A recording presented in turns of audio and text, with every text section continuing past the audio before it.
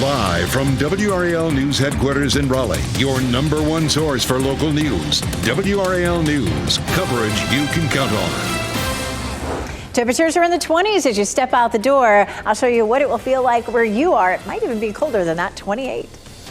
And those Duke Energy crews are still trying to repair power in Durham since yesterday afternoon, 16 hours after it went out. The massive outage forcing many in Durham to spend the cold night without heat. President Biden is visiting the Triangle today. Coming up, what he's expected to talk about and how his visit will impact traffic in North Raleigh. Parents in Durham need to find ways to get their kids to school today as dozens of bus drivers are staying home. The challenge families are facing as the drivers are making a call and taking a stand for better pay. So dealing with the labor issue there, but we still have the weather as a challenge in terms of temperatures. Another cold start to kick off our Thursday morning. I'm Renee Chu. And I'm Jeff Hogan. Thanks for making us part of your Thursday here. Not as cold at the bus stop today as it was yesterday, but it's still relative. It's still cold. Elizabeth Gardner in the WRS Severe Weather Center with a look at those temperatures. Yeah, lots of 20s on the map this morning. We're looking at 21 right now in Southern Pines, 22 in Fayetteville. Interestingly, the Triangle is the warmest spot out there at 28, but for a lot of folks, the temperatures are about 10 degrees below normal for this time of year. It's 19 in Roxborough, 25 South Hill and Rocky Mount, at 22 in Goldsboro. The big difference between yesterday and today is the wind chill. We don't have much of a wind chill to deal with, which is nice. Our temperature in Durham and Raleigh is significantly warmer than it was this time yesterday, at 8 degrees warmer. We take a live look at downtown Raleigh. Skies are clear. And again, our wind is calm, not just here in Raleigh, but across the area. We're not likely to see much of a breeze until later this afternoon. So at that point, we could see, instead of 50, it may feel more like mid 40s. So definitely a more comfortable afternoon coming our way. So our wind chill forecast, 34 at noon and about 44 for later on this afternoon. We'll see plenty of sunshine today, but overnight tonight we have rain in the forecast. As we get through the afternoon, you can see those clouds thickening up and then some rain that approaches from the west around 7 or 8 o'clock. We see a quick shower that rolls through and then more isolated rain showers overnight up until around 6 a.m. or so. Notice there's no blue, no pink showing up on the map there. It's possible that we would see maybe a quick wintry mix in our northern counties, but it'll be a no impact kind of event. Here's our hour by hour forecast. 45 at lunchtime, 50 degrees for the high this afternoon. Tomorrow will also be on the mild side, but we're in for another Arctic outbreak over the weekend. I'll show you the wind chills coming up, Brian. 6:02 right now, Elizabeth, and we are following a couple of crashes this morning, including one on the east side of Raleigh. A serious crash apparently out at Forestville Road near Old Mill Bernie Road. There's some indications the scene may have been cleared in the past few minutes. Working to get some more details about it. Just a heads up there on the east side of Raleigh, just east of 540. Still watching some delays on 40 westbound with a crash right around the 42 interchange in western Johnston County. Those have been pretty persistent, although they haven't gotten any worse as far as we can tell. Just a little bit of a backup right there at 42 on 40 westbound. And a report of a minor crash in Holly Springs in the clearing stages now on the 55 bypass at New Hill Road. Well, it has been a cold night for thousands of people in Durham. They remain without power this morning, nearly 16 hours now after it went out. This is a live look right here. The current outage map from Duke Energy. And Brett Neese is in the WRL Breaking News Tracker in Durham. Brett, this is a moving target. We just saw these numbers jump just a few seconds ago. Yeah, it's back up to the peak of 11,000 customers without power. That is up over 3,000 homes within the past 30 minutes when we last checked. So we're going to get some more details on what may be causing that. But because of these outages, the Durham Health and Human Services building here behind me, they opened this as a shelter last night for these thousands of people that were without power in these extreme cold temperatures. And we are back up to that 11,000 number. And officials tell me this is all due to an issue with a substation that caused these outages. They had some sort of maintenance issue yesterday afternoon. They were hopeful to get this back online by 4 to 5 a.m. We are now looking at between 9 and 10 a.m. So still 3 to 4 more hours before hopefully this work will be completed and then power, heat restored to these folks. They are exploring just every option possible to get as many customers back on the grid as possible. But as we've seen in the last 30 minutes, that number has gone back up in terms of how many are without power. Durham Mayor says that this could not have come at a worse time because of these extreme temperatures. We're going to continue to keep an eye on that outage map. We're going to let you know when that power is fully restored and when they might make progress and keep you updated. Live in Durham, Brett Neese, WRL News. Breaking news. 3 people are in the hospital this morning after a house fire in Fayetteville. Fire crews responded to the home on Christina Street just before 11:30 last night. When they got there, they saw thick smoke coming out of the home. Firefighters were able to rescue 4 people from the second story through the windows. 3 of those people were injured and were taken to the hospital. 2 of them had to be airlifted. We're working to learn how serious their injuries are. Some parents in Durham will have to find another way to get their kids to school today as dozens of bus drivers have walked off the job. The problem stems from a salary dispute. More than 50 bus drivers didn't show up to work yesterday, and more are expected to be out today. We spoke with a driver who is not striking but understands the frustration others are feeling. They were given raises and bonuses that are being taken back because they said they were overpaid or their raises were too high. The district superintendent says leaders are working to solve that problem, and parents are being asked to pick up and drop off students until the shortage is resolved. Today, President Joe Biden is visiting Raleigh. WRAL has learned he will be speaking at Abbott's Creek Community Center in North Raleigh. That will cause traffic congestion along some major roads in that area later today. WRAL's Kelsey Coffey is live at that community center this morning with what we can expect from the president's visit this afternoon. Good morning, Kelsey. Renee, good morning. The economy is going to be the main focus of President Biden's visit today. He's also going to talk about more broadband internet access across North Carolina. Hundreds of people are expected to come here to the Abbott Creek's Community Center to hear him speak, so that's really going to impact traffic. Parts of Durant and Falls of Noose Road will be closed today between 1 and 5:30. Wake County Schools already sent out a notice to parents because some schools in that area may have a delayed dismissal. Sky 5 flew over Abbott's Creek Community Center yesterday. Today marks Biden's first time coming to North Carolina during his 2024 campaign. Meredith College political science professor David McClennan says we'll likely see the president here a lot more. He says North Carolina will be a closely divided state this election. McClennan says the president will discuss economic progress. Even though the president is talking about the progress, people are feeling it. Inflation, for example, the inflation rate has come down, but prices still seem to be high for most Americans. You can watch our team coverage of President Biden's visit today, both on air and online at WRAL.com. Kelsey Coffey, WRAL News, live in Raleigh. If there's a rematch between Biden and former President Donald Trump, North Carolina will be a critical state. Trump is the Republican frontrunner. He won the state narrowly in 2020, just as he did in 2016. Republicans in the state are confident he or whoever wins the GOP nomination can do it again. It's a state that they have tried very hard to flip over the last several years, and they're not going to be able to do it again this cycle because, again, our voters understand that Republicans care about the issues that they care about. The WRAL NC Capitol team will have full coverage of President Biden's visit today. Laura Leslie and Matt Tallhelm will have reports in our later newscasts. Breaking news, more tension in the Middle East as Pakistan has launched airstrikes on targets in Iran. Iranian state media report at least 9 people were killed, including several children.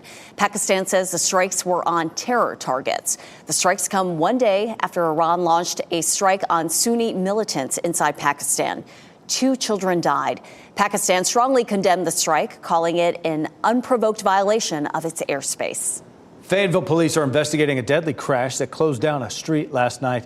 This was the scene when the WRAL Breaking News Tracker got there on Ramsey Street. Police say 72-year-old Wilburn Bell crossed the center line and hit another car head on.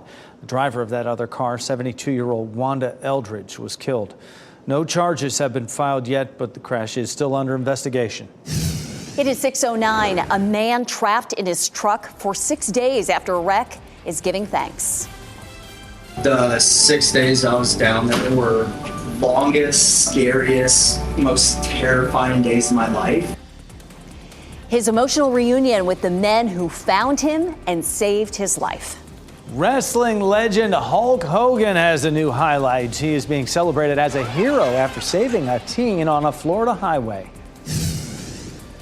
We've got quite the wild 7-day forecast. We're going to see fairly normal temperatures this afternoon and tomorrow afternoon after a very cold start this morning and a few light showers late. Then an Arctic blast Saturday and Sunday and even some highs in the 60s. We'll go through all of it coming up. As you get into your car, tune to WRAL News Plus on your radio. In Raleigh on 99.3 FM. In Durham, 96.5 FM. And everywhere on 101.5 HD3.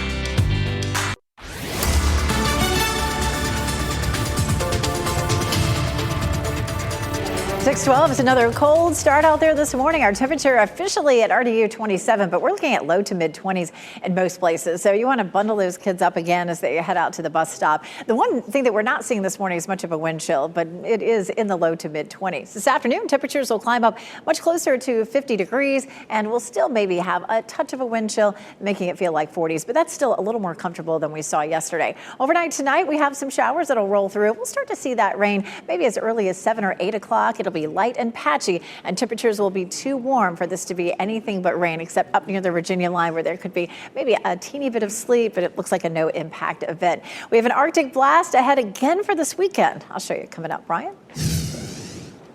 613 Elizabeth, we are tracking a couple of crashes in Wake County and also in Johnston County. We'll talk about those in a few minutes, but I want to talk about that East Durham power outage this morning because with so much area without electricity, we have a lot of signals that are out right now on the east side of Durham, including many along Holloway Street, Miami Boulevard, Cheek Road, Andrew Avenue, and Briggs Avenue. A reminder, when you get to one of those intersections and the signals aren't working, you have to treat it as a four-way stop. Jeff? Today, you can learn more about plans to consolidate Warren County's 3 elementary schools into one. A public meeting is happening tonight at Marion Boyd Elementary School in Warrenton. School leaders there are considering combining that school, Vaughn Elementary and Northside Elementary. They'll talk about the condition of the current schools and the benefits of creating a centralized school. The meeting is happening from 6 to 7:30 tonight. An update to a story we've been following. An Indiana man survived a crash and was rescued after 6 days stuck in his vehicle under an interstate bridge. He is now out of the hospital and met the people who came to his rescue. WRO's Ken Smith is here now with that reunion and what that man is saying about that scary experience. Ken. You know, Renee, you see these images here, and it's all about gratitude for Matt Room. He spent about 3 weeks in an Indiana hospital after he was rescued. Let's take our viewers back to that scene under that bridge off I-94 in West Indiana around Christmas time. State police say Room swerved on that interstate bridge to avoid hitting a deer. His pickup truck ended up lodged underneath that bridge. Well, the day after Christmas, a couple of fishermen scouting for fishing holes actually discovered him after he was trapped there for 6 days. Well, this morning we're hearing from Room as he reunited with the people who rescued him. The 6 days I was down there were longest, scariest, most terrifying days of my life because that day I had given up hope. And you know, that morning and I think I handed you my notebook, but that notebook had my obituary. Room had to have one of his part of his leg, left leg amputated, rather. He's now in rehab. His rescuers say the 27-year-old survived by filtering rainwater from a drain pipe and using an airbag as a blanket. Room says he is extremely grateful to those fishermen and those first responders for giving him a second chance. And Ray, those fishermen were in the right place at the right time. They certainly were. Thank goodness for them. And when they initially found him, I mean, Room was so badly injured, they didn't know if he was going to make it. But Room has shown tremendous resilience in his recovery. We're happy for him. Yeah, we are too. Ken, thanks. On the rescue subject, wrestling icon Hulk Hogan is being celebrated as a hero for saving a teen after a car crash in Florida. Hogan's wife posted to Facebook that she and Hulk saw the car flip over while they were driving home from dinner, and she says Hogan and another man jumped right into action to free the girl from the car. Hogan, no relation, his real name is Terry Bollea, and he says he was able to puncture the girl's airbag with a pen to help get her out of the car. The girl apparently was unhurt. Shaw University will celebrate the life and legacy of Martin Luther King Jr. today. The school will hold its annual commemorative service.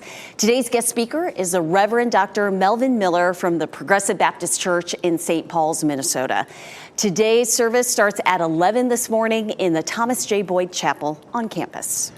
The average person spends more than 2 hours a day scrolling on social media. And while it's common knowledge an algorithm is behind much of what you see, it's less clear who controls those algorithms and how powerful can they be. That means posts about kittens and vacations can lead to you seeing violence and conspiracy theories within just a few clicks. Coming up on Today, the calls for rules and regulations for social media algorithms and how you can take action if they start to lead you astray. Today airs right here on WRAL 7 a.m. The average is just more than 2 hours a day. Did they include teenagers in that pool? Not sure. Meteorologist Elizabeth Gardner in the WRAL Severe Weather Center. No 2 hour delays this morning. School's all starting on time. We still have the cold temperatures, though. We do. Temperatures are solidly in the 20s this morning, but we're not seeing the same wind chill that we did yesterday, thankfully. We take a live look at downtown Durham right now. All is quiet. We have clear skies, so it's going to be a real pretty sunrise when that sun comes up. We have the potential for some light rain showers overnight tonight, starting during the evening. If you're going to be out around, say, 7, 8, 9 o'clock, you might see a quick shower, and then again after midnight up until around 6 a.m. So it's going to be mainly happening during the dark. Temperatures are going to be above freezing while this happens, so this is not going to be a wintry precipitation event for us. There were some model runs a few days ago that were hinting at that, but it just doesn't look like it's going to happen. It wouldn't be completely out of the question to see that up near the Virginia line, but really most of us are not going to see much of it. And even there, it would be a no impact event. You can see a little bit of snow crossing parts of the Midwest right now, and the mountains may get some significant snow, but we're just not going to see it here.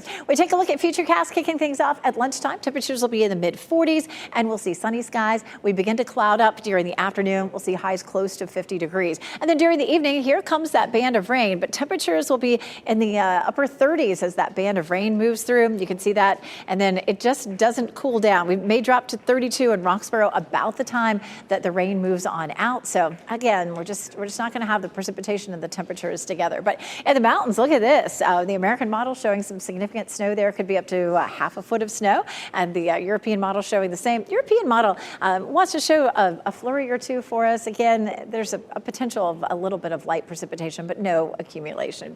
Arctic blast comes back again after a couple of milder days. We're going to feel that Saturday and Sunday. So we go from 52 tomorrow with a chance of rain early in the day. Tomorrow should be a decent day, really. But then 35 on Saturday and 41 on Sunday with the wind chills well into the 20s. As a matter of fact, on Saturday morning, it could feel as cold as 11, and Sunday morning, we could be right down into the single digits when you figure in the wind chill. So kind of a crazy 7-day forecast. Temperatures fairly close to normal today and tomorrow. That rain overnight. We're dry Saturday and Sunday, but quite chilly. And then a nice warm up, almost 60 on Tuesday, 65 Wednesday. But Wednesday may bring us another round of rain. Brian? It is 6:20 on the dot right now as we take a look at traffic, and I'm watching some big delays as you come in from the western side of Johnston County on 40 westbound up toward the Cleveland community. We have a crash just before you get to the 42 interchange there. Right lane is blocked. That's some new information we've learned in the past few minutes. The sensors here are incorrect. We're seeing about a 6 to 10 minute delay as you head from 210 at the McGee's Crossroads area up toward 42 in Johnston County. Just allow that extra time. You might consider using Highway 50 as an alternate route. We're also giving you an update about what to expect later this afternoon with President Biden's visit to North Raleigh there at Abbott's Creek Community Center. Expect intermittent closures along Falls of Newson to Rant roads between 1 p.m. and 5:30 p.m. Also, other major roads there on the north side of Raleigh may be closed briefly as the motorcade passes through. Thanks, Brian. The investigation into what caused a door panel to blow out of that Boeing plane enters another step. What Alaska Airlines says it is doing now to try to make sure its planes are safe for passengers. And big honors for a junior acting troupe from Raleigh. The national recognition they've received for the second year in a row. And here are your winning lottery numbers on your screen right now.